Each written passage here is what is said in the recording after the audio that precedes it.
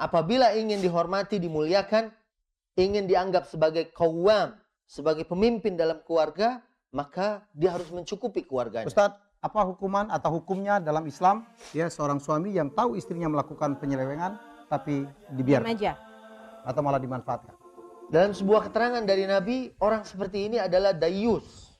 Dayus itu tidak akan mencium baunya surga. Baunya aja nggak akan mencium, apalagi masuk ke dalamnya. Kalau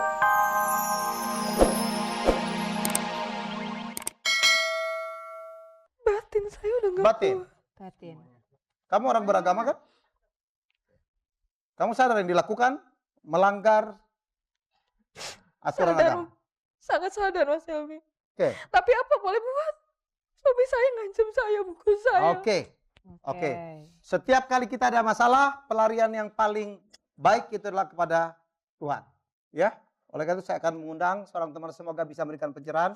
Ustadz Suki bisa keluar. Waalaikumsalam. Waalaikumsalam. Oke. Ustadz, apa kabar Ustadz? alhamdulillah baik. Sudah ngikutin dari belakang ya. Sudah dengar, Ini sudah Henry. lihat. Sudah ya Pak Ini Ustadz? Sofi. Bingung nggak?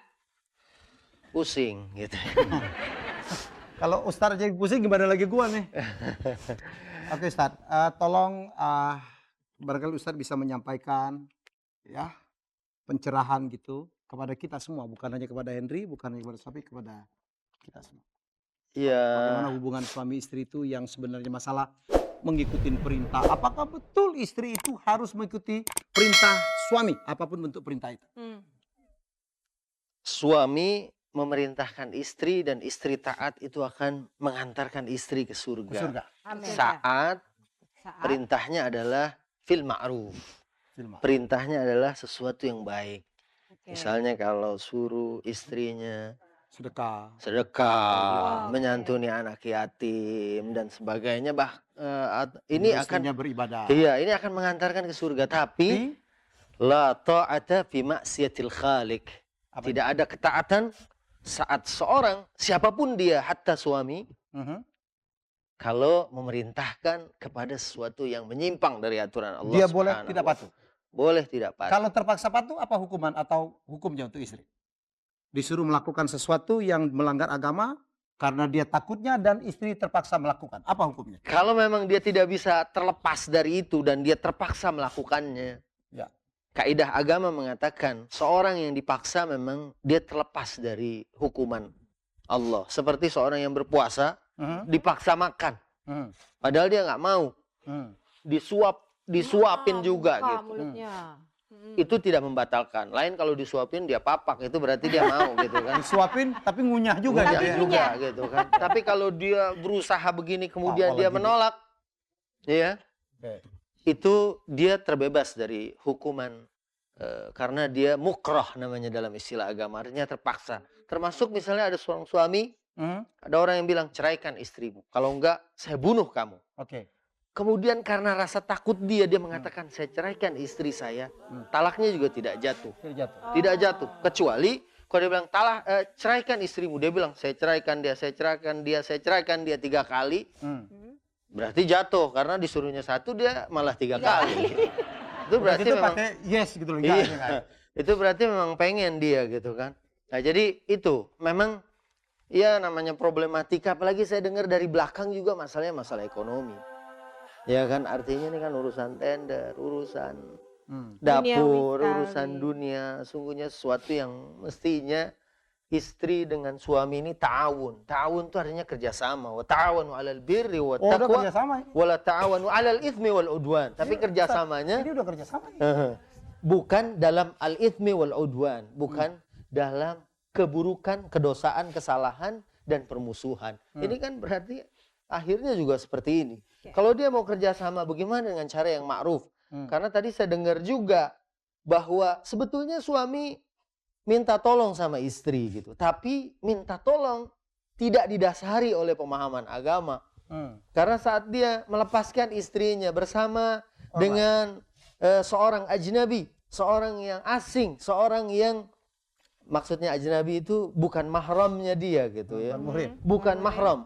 Sebetulnya muhrim itu bahasa yang salah kaprah sebenarnya. Salah ya? Karena muhrim itu adalah orang yang sedang berihram, namanya muhrim. Oh. Sedangkan orang yang tidak bisa menikah namanya dzu mahramin. Oh, oke. Jadi itu bahasa yang lebih tepat sebetulnya itu. Jadi mahram, dia lepaskan istrinya seperti itu Malam-malam adalah lagi? iya, itu adalah sebuah kesalahan yang harus ditebus dengan ya sesuatu yang akhirnya sekarang seperti ini begitu Mas Helmi. Pak Ustadz, apa saya boleh minta cerai sama suami saya kalau kondisinya seperti ini, Pak Ustadz? Saya udah nggak tahan lagi. Ya di sini emang sangat susah gitu ya. Sebab cerai itu kan memang abwadul halal. Artinya perbuatan halal yang Daripada setiap hari saya ya disuruh sejauh mungkin mestinya dihindari. Sebagai seorang yang mengarahkan orang kepada kebenaran, saya Ya. tidak harus segera mengatakan sebaiknya cerai. Tapi kalau memang sudah tidak ada jalan lagi dan nggak tahan lagi dalam kondisi yang seperti ini, justru agama menjadikan ini sebagai solusi. Kalau memang tersiksa dan nggak bisa lagi dirubah, apalagi kalau kemudian tidak merasa bahwa dia telah melakukan satu penyimpangan, telah melakukan satu kesalahan.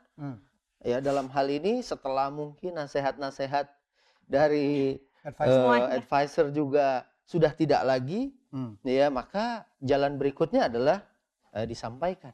Ustadz, tolong beri kami ya pandangan Ustadz dari kacamata agama ya atas kasus.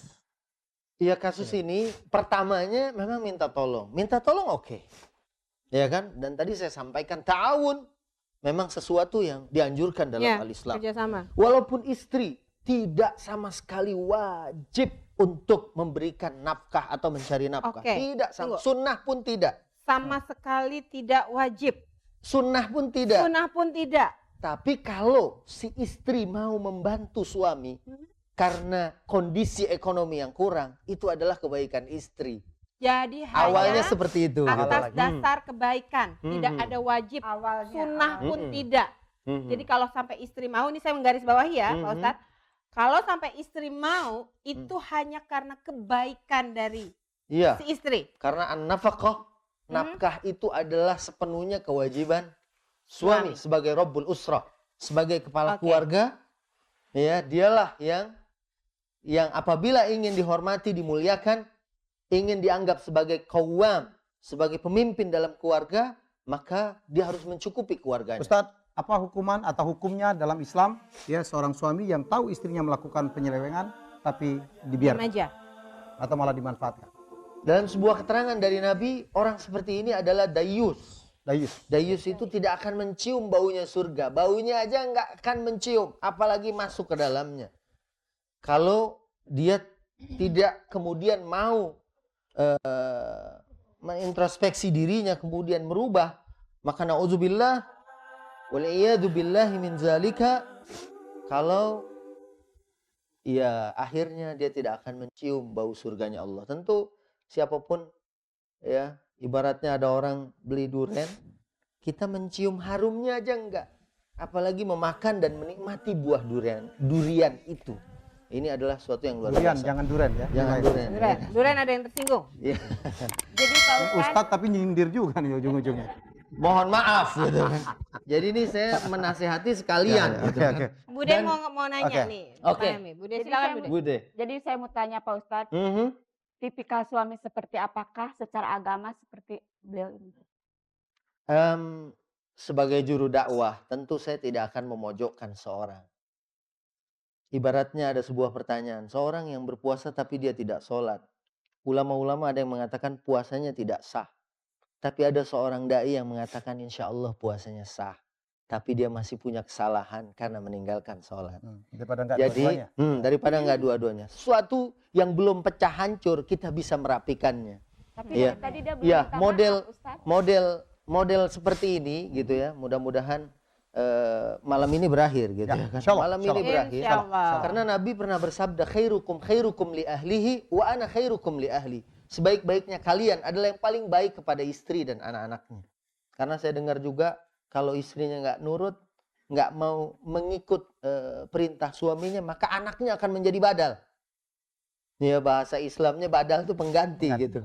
Akan menjadi pengganti. Ini kan sesuatu yang luar biasa. Walaupun itu misalnya bukan anak kandung. Apalagi kalau itu adalah anak kandung.